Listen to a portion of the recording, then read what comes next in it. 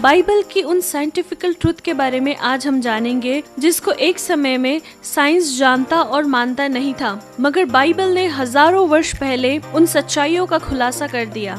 चलिए तो हम देखते हैं उन सच्चाइयों के बारे में। पहला बात है पृथ्वी का आधार के विषय में। प्रियो, जिस पृथ्वी पर हम रहते हैं ये कहाँ टिका है? एक समय था जब लोग सोचते थे कि पृथ्वी एक बड़े से कछुए के ऊपर 4 हाथी पर टिका है, और ग्रीस जैसे आदि जगहों के लोग ये मानते थे कि हरक्यूलिस ने अपने कंधे पर पृथ्वी टिका कर रखा है। और प्राचीन वैज्ञानिक लोगों ने ये सिखाया था कि पृथ्वी अट्रैक्शन और रिपल्शन यानी एक प्लैनेट दूसरे प्लैनेट के अट्रैक्शन के द्वारा खड़ा है। मगर बाद में ये थ्योरी गलत है करके मालूम पड़ा तो ग्रेविटेशन थ्योरी को लगाया गया। साइंस में ऐसी कई प्रकार की बदलावट होते रहती है, मगर मेरे प्रियो, बाइबल जो कभी नहीं बदलता, हजारों साल पहले इस सच्चाई को बता दिया था कि पृथ्वी किस पर टिकी है।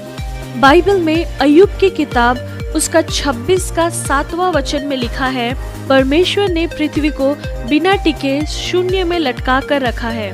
1650 तक इस सच्चाई को वैज्ञानिक लोगों ने नहीं माना, मगर आज वे इस सच्चाई को मानते हैं कि अर्थ स्पेस में फ्री फ्लोटिंग कर रहा है। दूसरा फैक्ट है अनगिनत तारे, इनन्यूमरेबल स्टार। एक समय था जब साइंस कहता था कि सिर्फ 1100 तारे बस आसमान में होते हैं। साइंटिस्ट टोलोमी का ये दावा था कि आसमान में 1100 ही तारे हैं। मगर प्रियो, हमारा बाइबल में यिर्मयाह भविष्यद्वक्ता के द्वारा परमेश्वर ने कहा है कि आकाश में अनगिनत तारे पाए जाते हैं। उसी प्रकार इब्रानियों की पत्री 11 अध्याय उसका 12 में भी ये बात स्पष्ट कराया है। इसके अलावा साइंस ये भी कहता था कि सारे तारे सेम साइज के हैं, all stars are same size. मगर इस विषय को भी बाइबल ने क्लियर करवाया है। पहला कुरिन्थियों 15 का 41 में बाइबल कहता है कि एक तारा का दूसरे तारे से तेज अंतर है।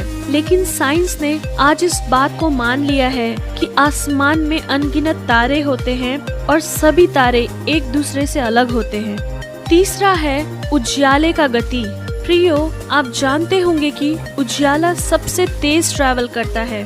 इस कारण हमने कई बार थंडरिंग से पहले लाइटनिंग को देखा है। मगर शुरुआत में साइंस का ये कहना था कि उजियाला एक जगह में स्थिर है और ट्रैवल नहीं कर सकता। इस विषय में भी बाइबल ने अपने वचनों से रोशनी डाली है। जैसे कि हम देखते हैं अय्यूब की किताब 38 अध्याय उसका 19 में लिखा है कि उजियाला ट्रैवल करता है और एक स्थान में स्थिर नहीं रहता। इस विषय में भी साइंस को अपना स्टैंड बदलना पड़ा।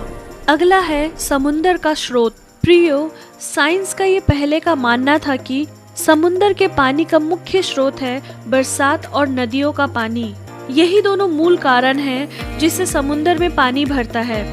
मगर इस विषय में भी बाइबल ने कुछ गुप्त बातों का खुलासा किया है और लोगों को ये बता दिया है कि समुंदर का पानी केवल नदी और बरसात से नहीं, लेकिन समुंदर की गहराइयों से फूट निकले वाली स्रोत से भी भरता है, जिसको हम ओशन स्प्रिंग कहते हैं। अय्यूब की किताब 38 अध्याय उसका 16 में परमेश्वर यहोवा अय्यूब से सवाल करते हुए हम पढ़ते हैं कि क्या तू कभी समुंदर के सोते तक पहुंचा है? वह गहरे सागर की थाह में कभी चला फिरा है? इस सच्चाई को भी साइंस को बाद में मानना पड़ा। एक और गलत सोच साइंस का ये भी था कि समुंदर का सतह समतल है, मगर बाइबल ने इस विषय को भी स्पष्ट किया है कि समुंदर का सतह समतल नहीं है, उसमें गहरी तराइयां और पहाड़ होती हैं। सालों की रिसर्च के द्वारा बाइबल की इस सच्चाई को साइंस ने भी स्वीकार किया और उन्हें ये बात पता चल गई कि समुंदर की गहराइयों में गहरे स्थान और ऊंची ऊंची पहाड़ें भी पाई जाती हैं। हाँ मेरे प्रियो, साइंस तो बदलता रहेगा, मगर परमेश्वर का वचन कभी न बदलने वाला है और वो हमेशा स्थिर रहेगा। सो अगली बार हम फिर मिलेंगे नए वीडियो के साथ। तब तक आप देखते रहिए मसीह नेटवर्क चैनल। आप सबको जय मसीह। God bless you all.